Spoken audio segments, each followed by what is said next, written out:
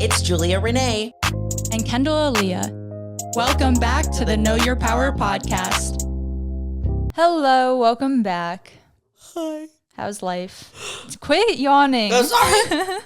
Both of us are just gonna yawn all episode. Like, I despise when like YouTubers or movies like yawn, because I'm someone, and I'm so sorry for talking about it now, all of you are yawning, but I'm someone I'll yawn if other people are even talking about yawning.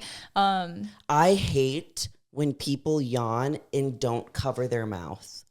Wow. That's I don't know if I do that. It's a very I don't want to see your hyena looking ass mouth. That's fair. That's valid. Where it's like, it looks like a Simba or something, like doing a roar, like a, and it's, I want it. Nothing makes me want to punch somebody more than when they That's crazy. You know, it's usually I'm sure it's usually guys. More. Yeah, I'm sure I don't cover They're my like mouth. so dramatic. Well, yours is probably like a little girl dainty yawn, little, where like, you're like, versus some of the dudes that I'll see yawning are like, I hate it. I hate it. Weird intro today. Yeah. Sorry about that. Sorry if you're all yawning. Today's episode, we're talking about how to navigate food noise. And when I brought up this topic, Julia had never even heard the term before. And I'm someone where honestly, I had to look it up. But I have been seeing the term food noise being thrown around a lot recently. And honestly, I think it's a really good phrase to describe the sensation of food being a constant voice in your head, a constant thought, a constant topic, especially in the bodybuilding space, and having dealt with certain food habits that maybe weren't the healthiest in our past.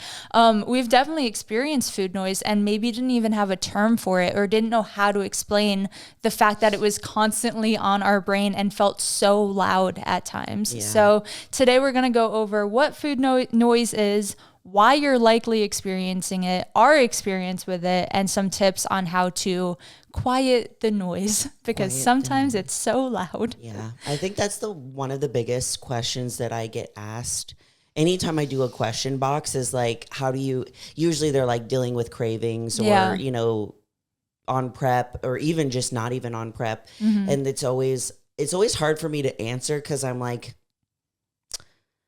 when you're on prep, there's really nothing you can do about it. Yeah, and it's gonna happen. Yeah, for sure. And I think it comes in waves and fluctuations, especially in prep, at least in my experience, where deeper in prep, when food is cut, is usually when those thoughts come up more, because you're like, I miss all of these foods now, and I haven't had a refeed in a long time, or a quote unquote cheat meal in a long time, and you miss some of those fun foods. But in reality, most people aren't in prep, at least not year round or super regularly, where there are very easy ways to cope or navigate cravings, food noise, all of these thoughts that we have. So starting off with why it happens, and this could be a number of things or a mix of some of these things. I'm not saying you have food noise because of this thing, here's how you fix it. For a lot of us, it comes from multiple parts of our life, and maybe the current stage we're in. For us specifically, being in prep is a form of sometimes under eating, or just being in a caloric deficit for a long time. And our body genuinely isn't getting enough energy, enough food, enough satiation, where of course it's going to be a signal from our body being like, I'm hungry, please eat, please think about food right now. And I feel that is one of the most prevalent in fitness girlies in general, because even if you're not intentionally in a very aggressive cut, a lot of us unfortunately undereat pretty regularly, just from how we grew up, or how society has conditioned us that carbs are evil, or whatever the narrative is, where sometimes we're just genuinely not fueling our body enough, where hunger cues are going to be off, food noise is going to be loud, it's going to be a constant topic on our brain. Yeah. Even with the hunger cues being off, it's I always think back to when I was little, think back to just when you were little, listener, and you just ate when you were hungry, and you stopped when you were full. You know what I mean? And you really didn't have any thoughts around what you were eating, how much you were eating, when you were going to eat. You just ate. And then, life gets a hold of us and we learn about, diet culture, other people's expectations of how we should look. We start recognizing our own bodies. And this is where it can get kind of muddled. And those hunger cues are either listen to or not listen to. And I feel like when we condition ourselves to not listen to them for so long, those thoughts sometimes amplify themselves. Again, sometimes that's just our own body being like, you got to eat, girl. You got to fuel us better. You got to have more like fulfilling or satiating types of meals, where sometimes that doesn't even mean like I need to eat unhealthy right now. It's just like more quantity, more volume, more filling fiber type of food.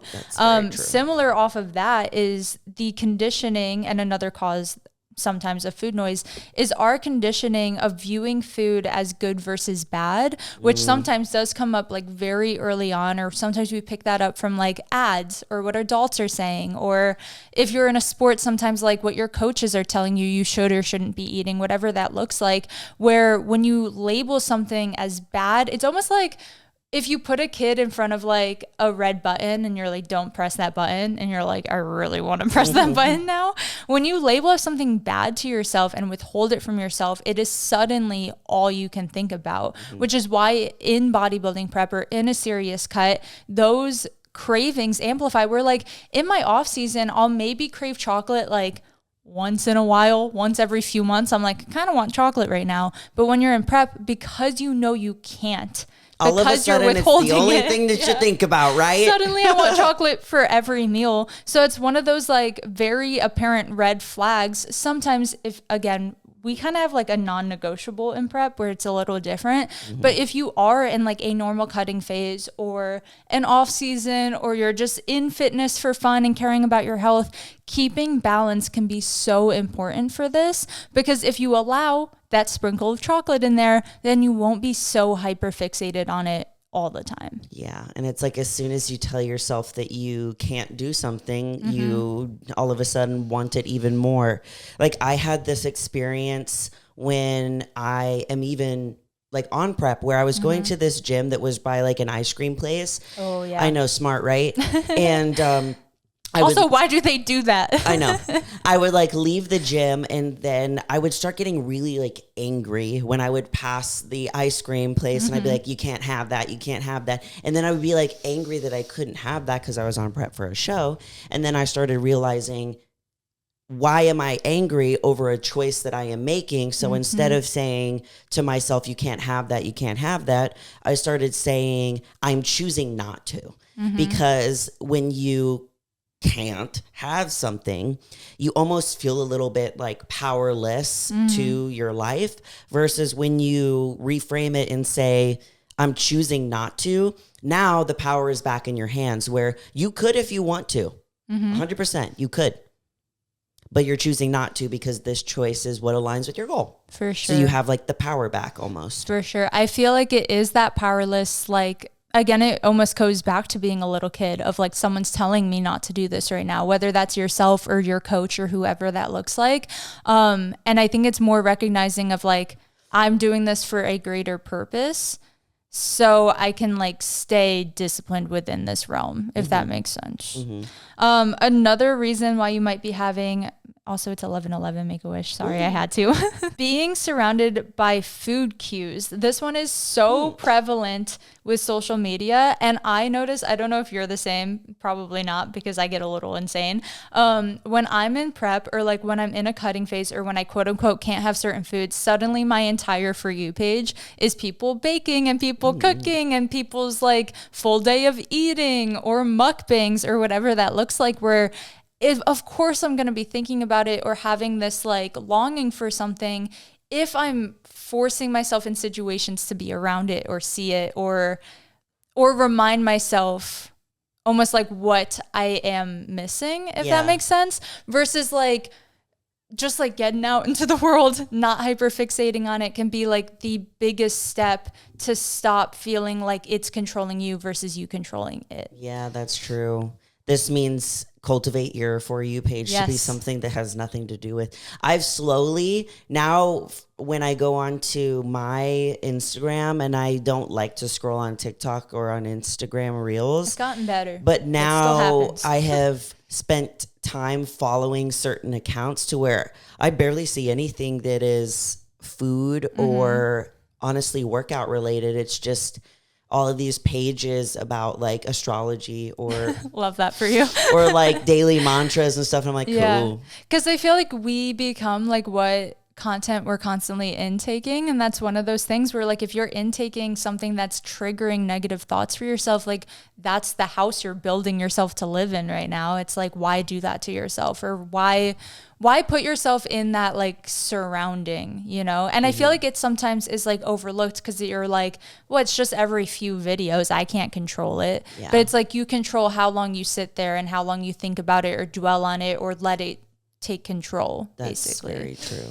Another thing is just boredom. I feel like we've all like had that usually the biggest one. Boredom or like, I don't know what to do right now. So I'm going to go into the kitchen. I'm going to open my pantry 47 times. We've all done it. Expecting there to be new stuff, but the same stuff is still there. Exactly. I feel like we've talked about too in the past in our relationship negatively with food noise, with the conditioning from like childhood TVs or movies where it's like certain emotions warrant having certain food. We're like, oh, you're going through a breakup, let's bring over the tubs of ice cream and let's go crazy. And it's like sometimes it is a conditioning, like I'm anxious right now, so I'm going to take comfort in this thing. And of course there's a fine line and like still enjoy things. Like no part of this video or podcast is being like, don't have any good food or good tasting food, don't ever have desserts, like whatever. It's more talking about like, don't let it be a trigger response, don't let it consume you, because that's where it becomes unhealthy. Yeah, because then you're very disconnected from your body. And most of the time when food noise is coming up, if you realize that you're thinking about something that you want to eat, you're thinking about something that you're that you ate in the past, like how much it is, where it's from, when you're going to get your next meal, all of that has nothing to do with the present moment. So the biggest tip for food noise is if you are truly present in what you're doing, like in this moment, even if it is eating a meal, even if it is working out, then you shouldn't have food noise. You know what I mean? All of the times that I have had food noise, it's because I am eating one meal but thinking about the next, or I am working out and thinking about my post-workout meal, or I am working out and I'm thinking about something that I had that I maybe shouldn't have before and like that, you know, because and then that takes me out of the present moment. If I was in the present moment, I would only be focusing on that workout. Yeah. I feel like most of the times, just to talk about like my own experience with it, most of the times I experience like very heavy, very loud food noise is when I'm like post show, because you are both dwelling on the past of all of the hard work and restrictiveness you just had to do. You're also now thinking about all the fun foods you can have. And sometimes there's this like urgency around it of like, I need to have all of it right now, this second, when you know in reality that's going to make you feel sick or get physically sick, and not be the best in the long run. So it's just about now implementing the tips we're about to talk about to like slowly mediate the constant food noise going on. Exactly. Tip number 1, and this is kind of like going back to like each trigger. So if your main trigger is under eating or not eating enough or till satiety, satiety, right? I was like, how do you say that word? Eating until you're full, basically. The biggest thing is, again, like no mindset is going to fix your body genuinely feeling and experiencing hunger. And of course there is the pushing yourself past that point, back to last episode, the grit versus grace of having a certain goal where you literally cannot give into it. But again, most of the time we're not in a serious prep throughout the entire year, unless you are someone who competes year round. All of the praise to you, could not be me. And it's just about like implementing more of an 80-20 rule into your daily life, where like in my off season or like when I'm not actively competing, I like like intuitive eating. I like going back to childhood Kendall and just enjoying my meals and not putting so much pressure or thought into being perfect. Still like prioritizing health, whole foods, protein intake, but also like if I'm craving something, I'll have a little bit of it. Or like I'll try a way to like incorporate a healthy sweet treat into my daily routine so that it doesn't get to the point where like all I can think about is this sweet treat I'm not letting myself have. And now when I finally give into it, the food noise is so loud that I feel uncontrollable in my actions, when instead I could have just sprinkled that into my daily routine. You talked about when Alexa was on, your guys' prep coach gives you like a little square of chocolate, even in prep. And I'm sure, again, she was talking about like some of like the benefits with like stress and cortisol levels and things like that. But on like a more superficial level, that probably is just something you can have in your day to satiate a little bit of that sweet tooth that you otherwise don't usually get in a prep. Yeah. You know? And I think that's one thing I teach the girls in the Know Your Power program, especially since they get calories and macros and they're not like on bodybuilding prep, is that they can have the ability to sprinkle it in whenever they want. And if I'm such a big component of this, and I did it for my whole off season. I know myself. At the end of the night, I'm snacky. I want something sweet. I already know that. So instead of like white knuckling my way through it and just having chicken, broccoli, and rice for every meal, I plan it. My last meal of the day is like, it would be like something savory and kind of chippy like. It would be something sweet. And I would look forward to it every day. And so having that little bit every single day was so helpful, because when like the weekend came around, I wasn't sitting there like at the edge of my seat wanting to get something sweet, because I had a little bit of what I wanted already during the week. So if you know that, just plan for it.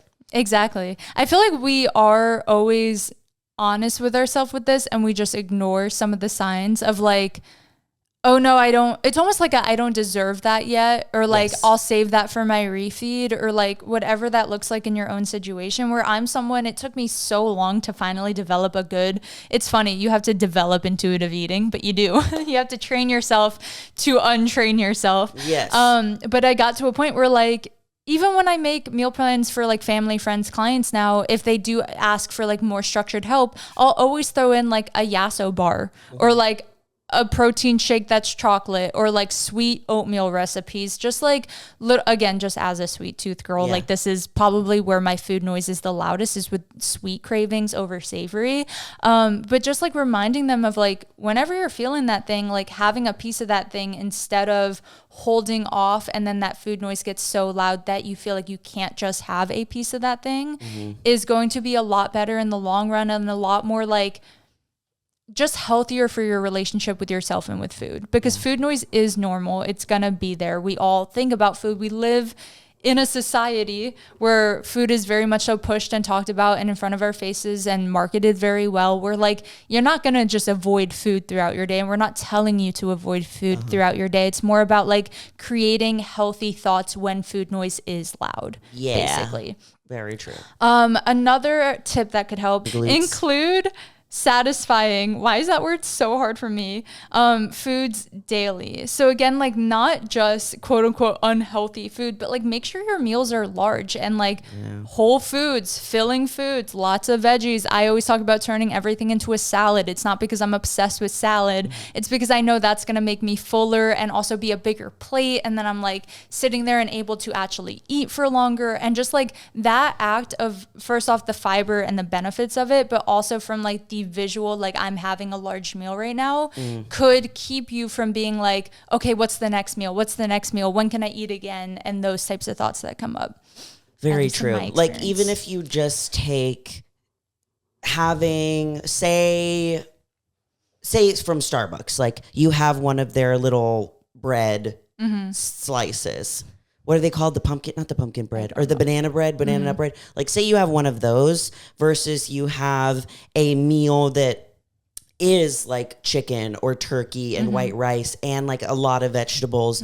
You are, of course, that banana nut bread from Starbucks is going to be a little bit smaller. It's still pretty high in carb. It's really sweet and it's delicious and it has a time and a place. But it is not going to keep you fuller for longer and satiated like a plate that has the vegetables, it has a protein, it has a carb source. Yeah. And whenever I have like even just testing it out, having something like that versus a whole food plate, I just noticed that you have that crash a lot quicker. Yes, you'll have a lot of energy. Maybe you have a little bit of that dopamine hit because you're like, oh, sure, like something dopamine. Sweet. Yeah. And then I'll have a whole meal and I'm like, wow, okay, like I'm actually satiated and I am fuller for longer. I don't have that crash a lot later.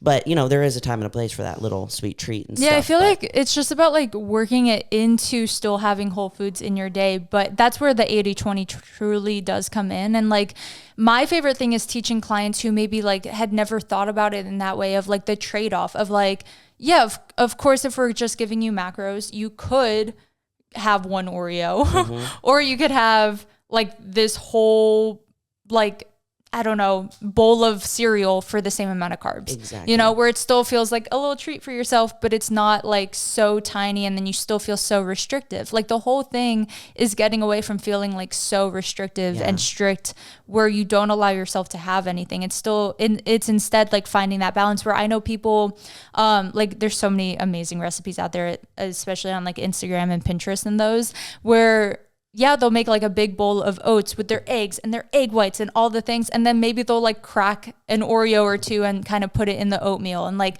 that's how they get their fix instead of sitting there with like the whole sleeve of the Oreo, you know, it's about just balance and putting the foods you love into your plan without taking away from the healthy foods being there as well. Yeah. I think along with that too, I'm a big fan of having your go-tos for your most favorite indulgences. So for me, it's like, okay, Ben and Jerry's ice cream, burger and fries, like pizza. Like I'm thinking about my highest calorie, like free meal options. Or if it's just like straight up just chocolate, you know, I'll have different options for those. So if it's just chocolate, I could just eat like a whole chocolate bar or like a whole sleeve of Oreos or whatever it is.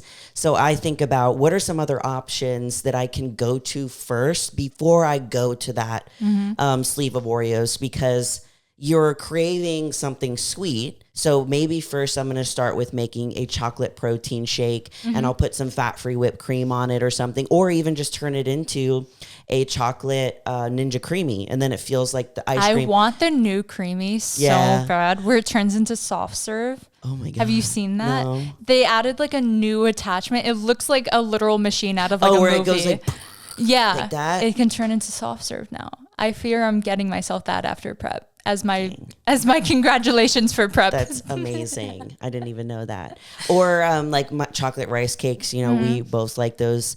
I even like my Puff Bars.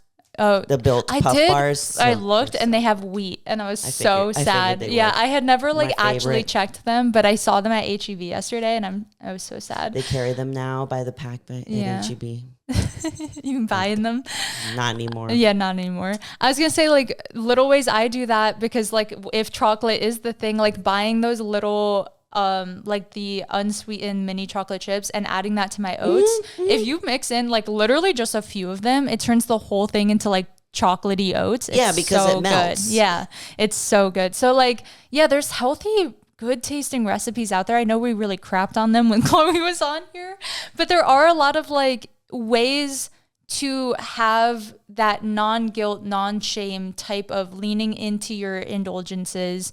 And of course there is like, go have the real thing once in a while. It's not going to ruin your progress. Like, let's be so real. The thing that'll ruin your progress is when you're so hyper fixated on it for so long and you don't allow yourself to have any resemblance of the thing you're wanting, where we often like crash out, and that's where we burn out, and that's when we almost like lose control in a way. So I think it's all about just like preventing those things from happening. And we have had other episodes talking like more deep on this topic in a more like more so along the lines of talking about our ED in the past. Yeah. Right. Yeah. So I think that's like far more serious than just like casual food noise, which is what we're talking about today. So if you do feel like it is like none of these tips are going to help me, like maybe diving deeper into some of those episodes or getting help that we can't provide.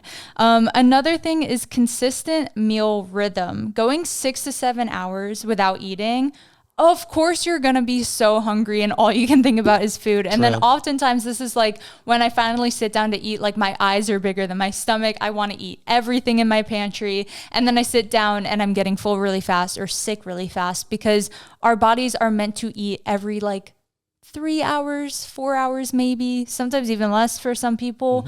If you are like withholding food from yourself for that long, which sometimes it's out of our control. Like me today, I just didn't plan accordingly. I'm going to be really hungry after this podcast. I know that about myself. And I think it's just about like making better choices in my future to set myself up to like make sure I have my breakfast before I come for filming. And then after, I know my lunch is ready and it's already meal prepped. Like just planning ahead so that you're having consistent food intake and like, you know, when that next meal is coming, so you don't have that panic mode of like, when am I going to eat again and what is it going to be? And then again, you're thinking so far into the future that you're not present. Yeah. And when you wait that long to eat, of course, you start having those thoughts that the only thing that can satisfy this hunger, you know, we usually go to going to fast food or, because it's easy, you know, or having a ton of food, and then you're disconnected again from your hunger cues because you went so far without eating that you're more likely to eat until you're stuffed rather eat until you're satisfied. Yeah, because you have like, oh, I know the next meal is coming as well. You know, it's not like a scarcity, I need to go overboard right now type of mindset. The other one, talking about like the content we were saying earlier, is just auditing your content. Follow creators or pages that align with you if you're going to scroll. Another thing is just simply not scrolling if that feels like a trigger to you. Oftentimes we're aware. Oftentimes we're sitting there and we know we've been scrolling for too long and it's in the back of our head and we ignore those thoughts. And I feel like that's when we're already not creating discipline within our own brain, because you know you should probably not be doing this thing. You know you have tasks that you should probably be getting done, speaking from experience. And those are the moments of like, clearly there's a sign here that you're not taking away something positive from the thing you're intaking right now. So I'm like way more of a fan of like podcasts, whether it's educational or not. It's still not like super food focused or food central or just negative, or maybe brings up some thoughts that I don't love about myself or whatever that looks like. Just auditing your content once in a while. I know like you haven't talked about it in a while, but you used to talk about like your trigger finger of like when you log onto social media, going right to your account and posting because that's what you're there to do, instead of being like, let's see what everyone else is up to. Let's see what everyone else is eating and making and doing today. And then like suddenly your life is not even being lived about yourself right now. Again, you're not being present because you're so concerned with what everyone else is doing. That's so true. And if you think about just the difference in watching TikToks back to back to back and like Instagram Reels, like it is the reason that it is so difficult for us to move past that, turn off the phone and set it aside, is because you're getting new, different dopamine hits one after another, versus like, let's call it like the better of two evils or something, where you can have such a negative effect of continuously listening to podcasts or YouTube, but it's 20, 30 minutes, slower, sometimes like an hour of the same type of content. And if that content is like the Know Your Power podcast and you're listening to like an episode for an hour, you're not getting the constant like, boom. Yeah, boom, it's boom. like an urgency type of feeling when you are scrolling on like a TikTok or an Instagram. Oh yeah. Similarly, and even better for you than switching content styles, is just like getting dopamine in general from other sources. So like obviously thinking about food, planning your next meal, like it's all kind of exciting sometimes, especially like when in a dieting phase where like being in prep, I look forward to my boring ass chicken and rice so much that I like build it up in my brain and it's this huge dopamine hit. And of course like food does equal dopamine when you're eating, but I feel like the more we build it up, the more we get from it, when you could be building up other aspects of your life, like go outside, go on a walk, get sunshine. I love laying by the pool recently. Like when we do have good weather days, I'm so appreciative of it. And I feel like I get so much more fulfillment from thinking about those things than thinking about like the next meal I'm going to have, or hyperfixating on that, because being in prep, it can be challenging because like, okay, I only get this set amount of macros for today.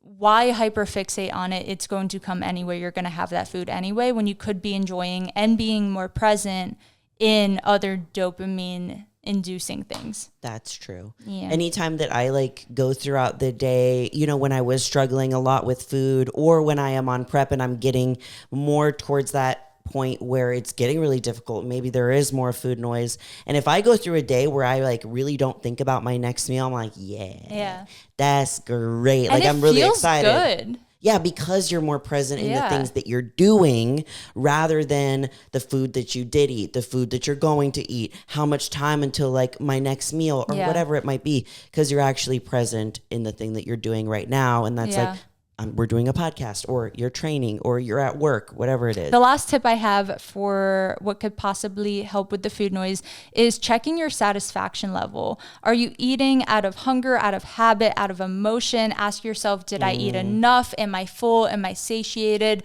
Or before even starting your meal, before the process of cooking your meal, like, what would be fulfilling to me right now? Where, again, we sometimes talk about like, okay, I'm really craving chocolate right now, but right now is my rice meal. And obviously rice can't be sweet. And it's like sometimes swapping out that rice for oats so that you can make them a little sweeter. Maybe add some cinnamon, maybe some like sugar-free maple syrup, like finding what your body needs in that moment so that you're actually fulfilling a need and getting satiated, instead of just like pushing that noise around. Exactly. Yeah, it's like finding a swap in that moment. And I actually did that exact thing yesterday, where my meal it totaled out to be, I think, 50 grams of carbs from white rice.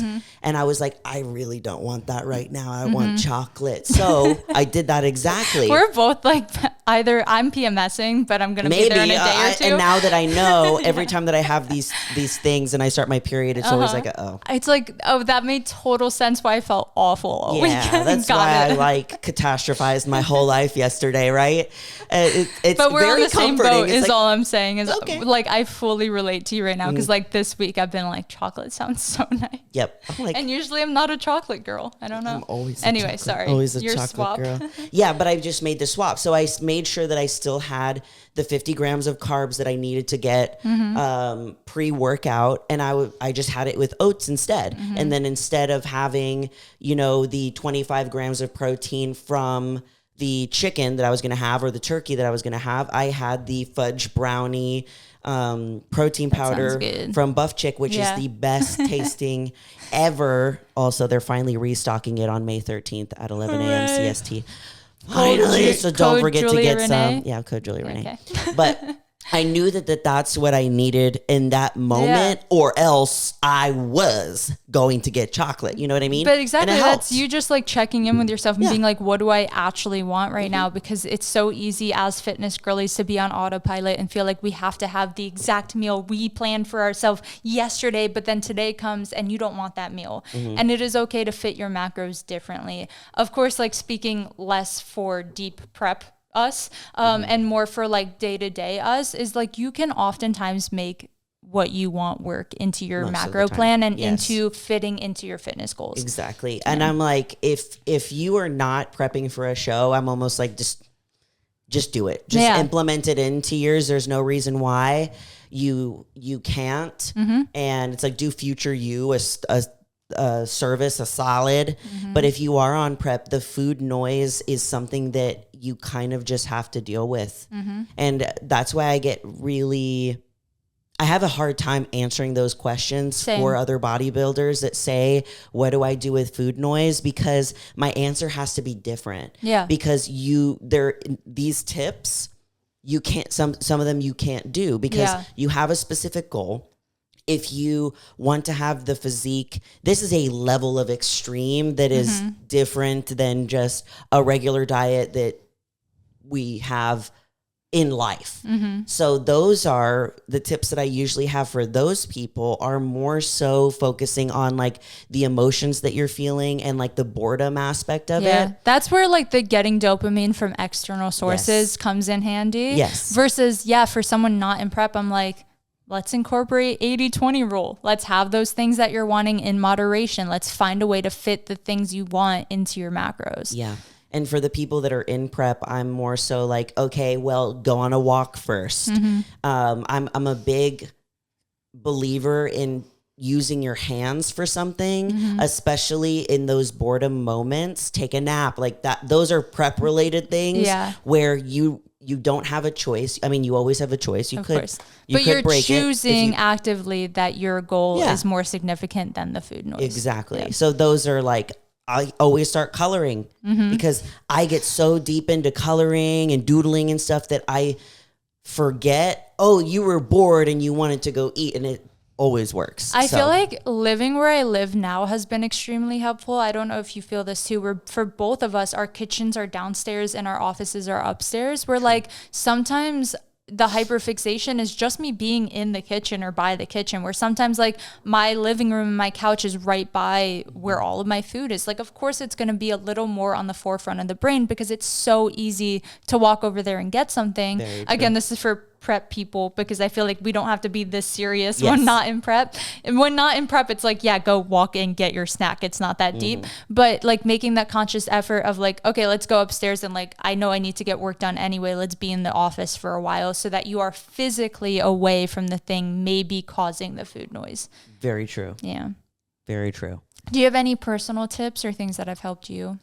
I think the biggest one for me is focusing on being present. So whenever you do have the food noise, taking that moment to check in with yourself and almost like kind of like annoyingly be present in the thing that you're doing. Yeah. Like I will even like open my eyes wider. You know what I mean? Like I'd be dramatic with it.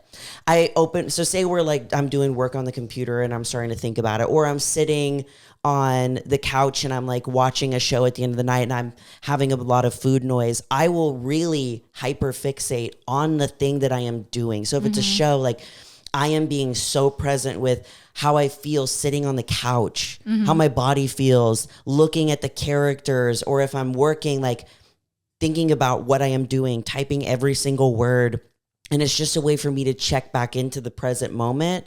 And it really does help. It might take a few times. Yeah. But that's the biggest tip that I can give for food noise. I feel like I almost treat it the same way as like meditating, of like those thoughts are going to come regardless. It's like what you do with them. And I feel like if you've ever done like guided meditation, it's very much so like, view the thoughts like clouds and let them pass. They're going to come in and let them go out.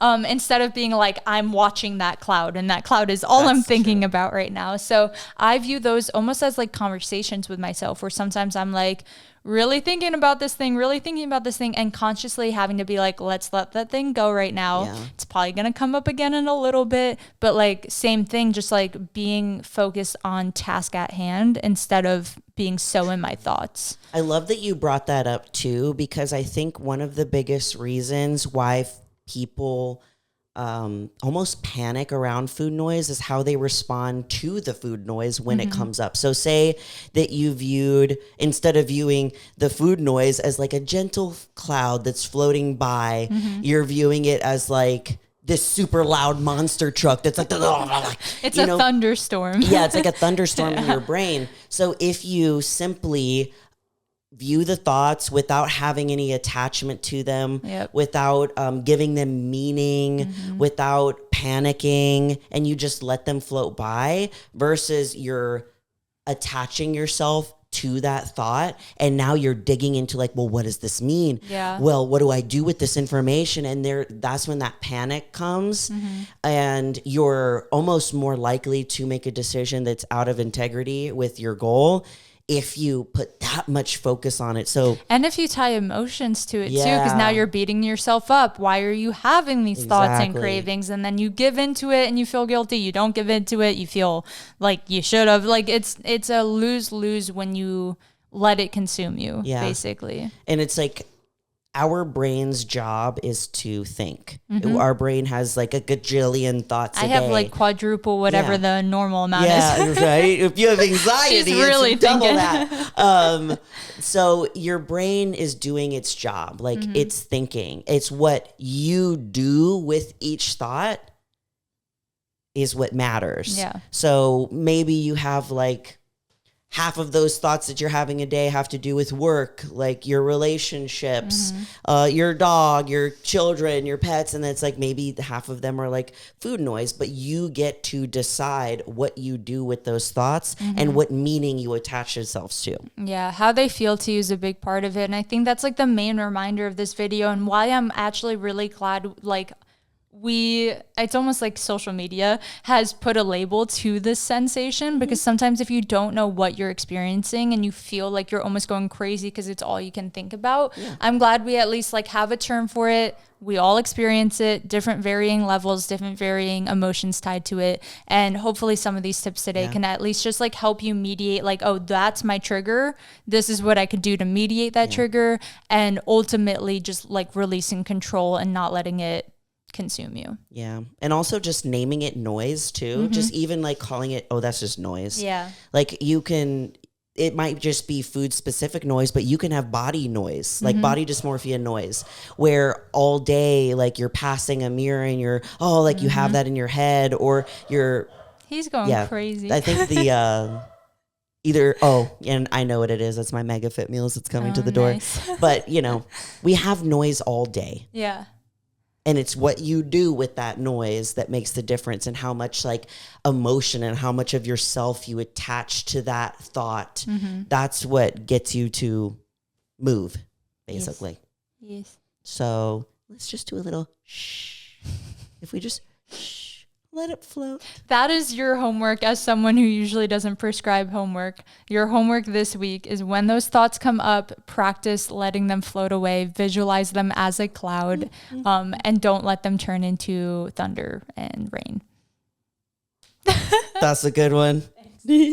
All right, guys. We hope you enjoyed this episode. And as always, we love you all so much, and you're more powerful than you think. Bye.